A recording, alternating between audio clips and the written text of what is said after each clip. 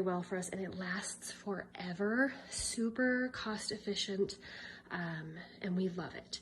So what you need is you need borax.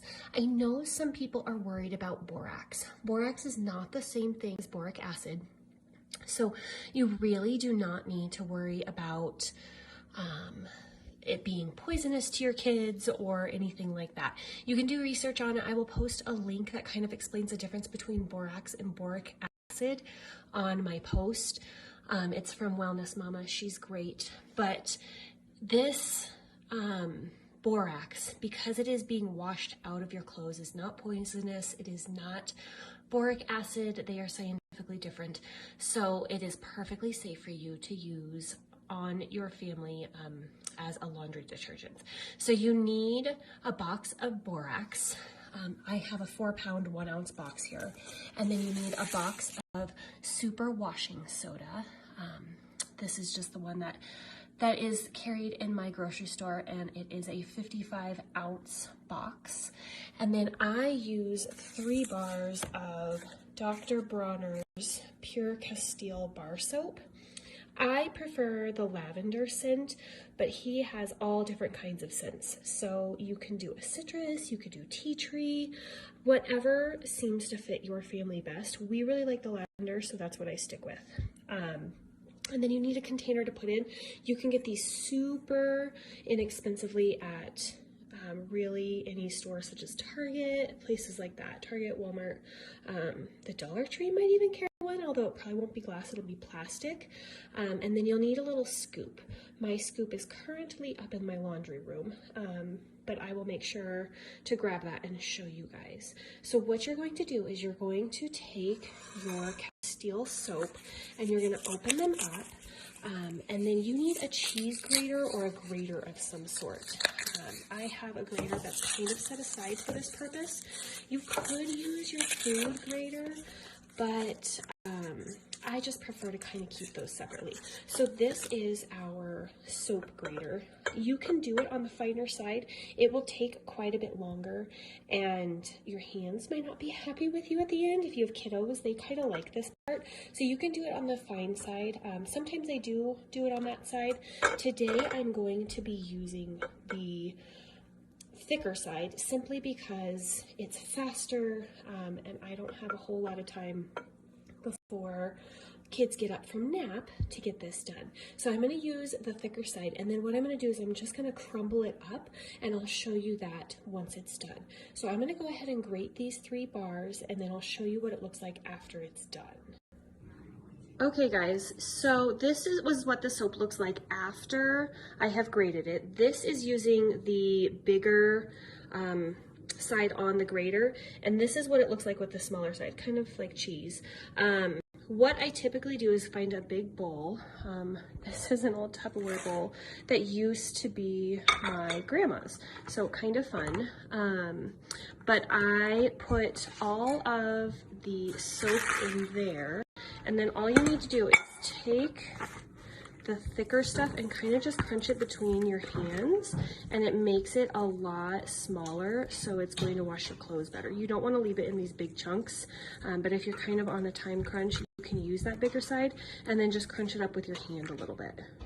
Okay, so once you have crumbled up the bigger chunks, it's about this size. It doesn't have to be perfect, but you do want it a little bit smaller, because when you put it in your washing machine, you don't want all of those big chunks just hanging out in your clothes. You want them to dissolve in the warm water. And just a note, this laundry detergent does not work great with cold water. We have a liquid laundry detergent that I buy from Sprouts, actually, that we use for cold water washing, because the soap of this does not seem to dissolve well in cold water washing. So after you have all your soap in, you just open up your bottle of your box of borax. Pour this in slowly, which I didn't do. You can kind of see that cloud that came up. You want it in slowly. You do not want to inhale this. You want it in slowly, so you don't want that big cloud of powder coming up and inhaling it. So if you need to pour it in a little bit and then take a break, that's fine, but don't be breathing in borax. borax. It's not something that you should breathe. Again, it's fine on your clothes because you're rinsing it off, but it's not something that you want to be breathing or eating.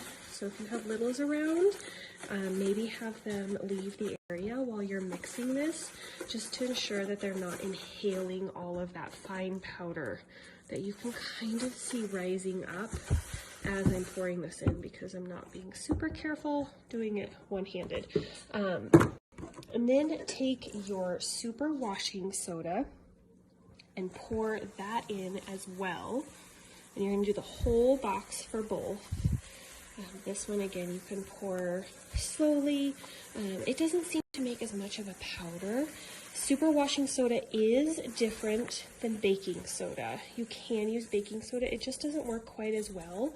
The super washing soda seems to clean our clothes better.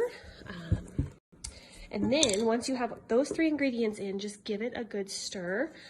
It's kind of fun. I have a wooden spoon from my grandma and this Tupperware bowl from my grandma. And so it's kind of just brings back really good memories of making things with her and kind of carrying on her legacy of making things from scratch.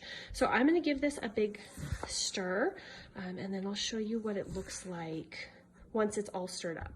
Okay, so now it's all mixed up and you can kind of see how the soap got brought up from the bottom. So there's a good mixture of the borax and the super washing soda and the soap all mixed together.